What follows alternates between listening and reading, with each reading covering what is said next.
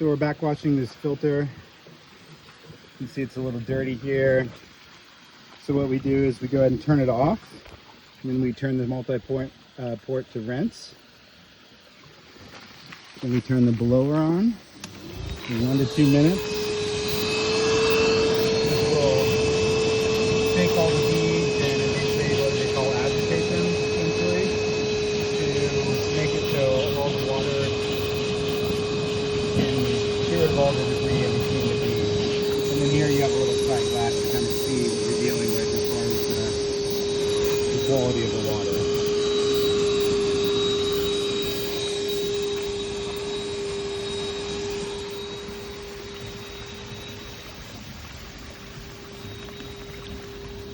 The pool is still getting established. The first month, they call this basically sick pond syndrome, but it's when you first turn on pools, it's really difficult for them to be instantly clear, especially when you're dealing with, you know, cement and different things like that.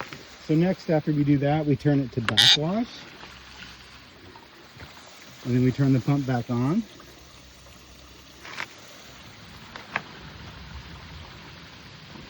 And then you run this for a minute or two again. You can see shooting all this water out. It's basically pushing the water flow the opposite direction.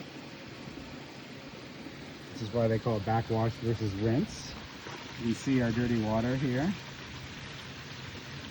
The whole idea is the blower basically moves all the beads around enough that then when you backwash it and the water's flowing a different direction, it really gets rid of a lot of that. But then you also do a rinse cycle, which I'm going to do next.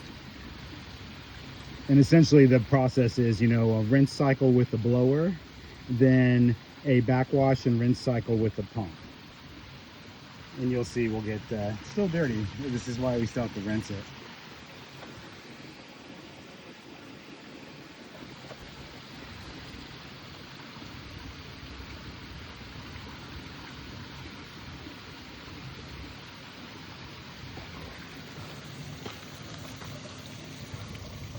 Okay, now we pause the pump. And then we come back over here. We go to rinse. And we turn the pump back on. Oops. There we go. And all the equipment we use is pretty much Aqua Forte.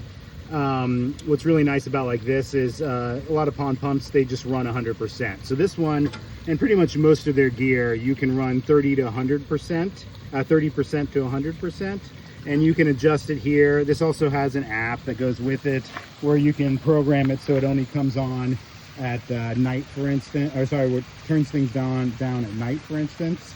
So you can run the waterfall, let's say 80 or 100% during the day when it's really warm.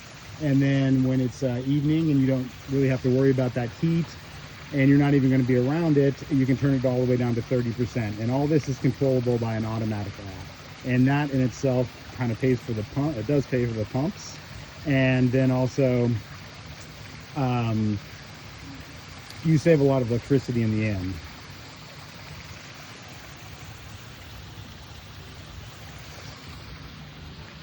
Okay, so now you see we got pretty much crystal clear.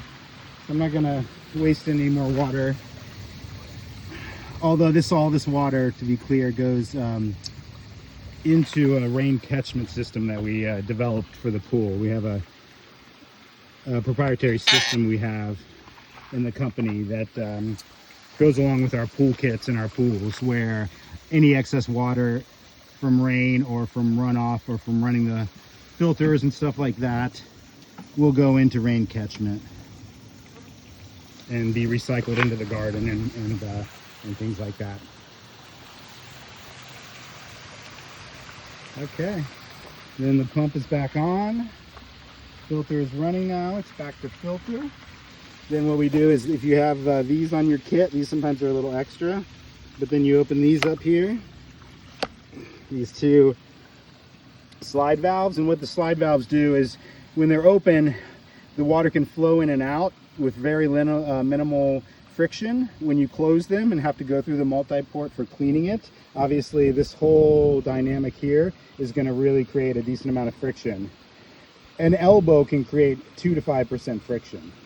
So we try to have really hardly any. You'll see right here, everything is, you know, flex tubing, not really any joints or elbows unless you have to, like in this situation here.